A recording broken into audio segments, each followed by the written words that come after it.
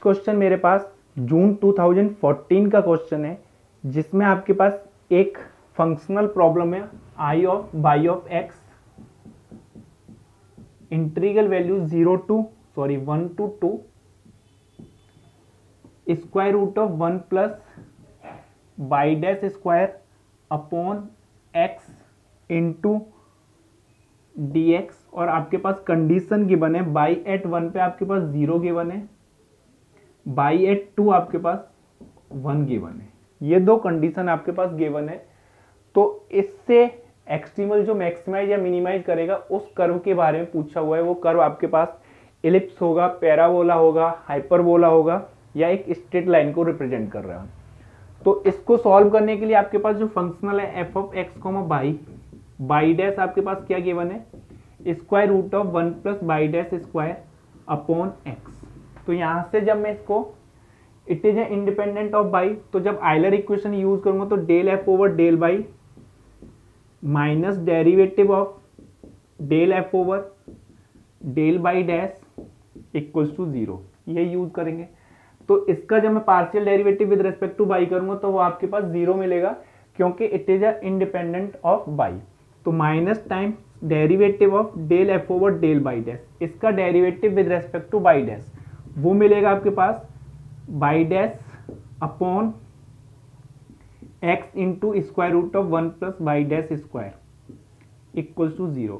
तो जब मैं इसको सॉल्व करूंगा तो यहां से सिंप्लीफाई करने पे आपको मिलेगा Y dash upon X into square root of 1 plus by dash square equals to some constant C. तो यहां से जब मैं इसको सिंप्लीफाई करूंगा तो Y dash equals to C into x square root of 1 plus by dash square. Both side square करने पे आपके पास सिंप्लीफाई करेंगे और आप बाई डैश के टर्म को वन साइड लेके आएंगे तो Y dash square common out मिलेगा आपके पास। यहां से मिलेगा 1 minus C square into x square equals to आपके पास मिलेगा सी स्क्वायर एक्स स्क्वायर। तो यहां से आपके पास जो बाई डैश अचीव होगा वो होगा आपके पास C square x square upon 1 minus सी स्क्वायर इंटू एक्स स्क्वायर। तो यहां से आपके पास जो बाई डैश मिलेगा वो मिलेगा आपके पास C into X upon square root of 1 minus C square into X. अब आप method of separation of variables जब यूज करेंगे इसको सॉल्व करने के लिए डिफरेंशियल इक्वेशन को, तो वो क्या आएगी आपके पास डी वाई इक्वल्स टू आपके पास c x, both side integrate करेंगे आप, upon square root of 1 minus C square into x square into D x, ये करेंगे आप।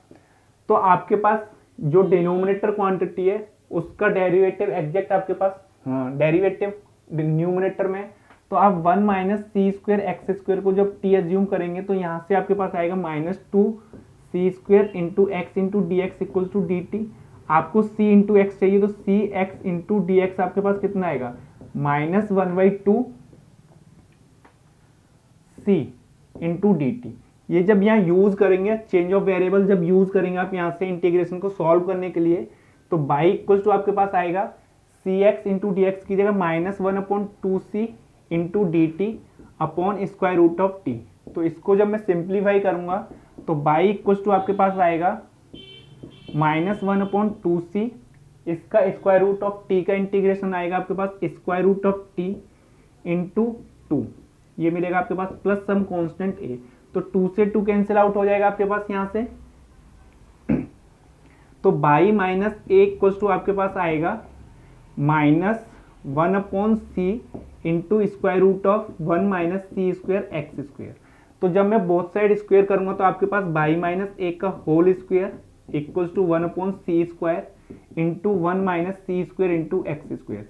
तो इसको जब मैं सिंप्लीफाई करूंगा तो X square plus Y minus A का whole square equals to 1/c square.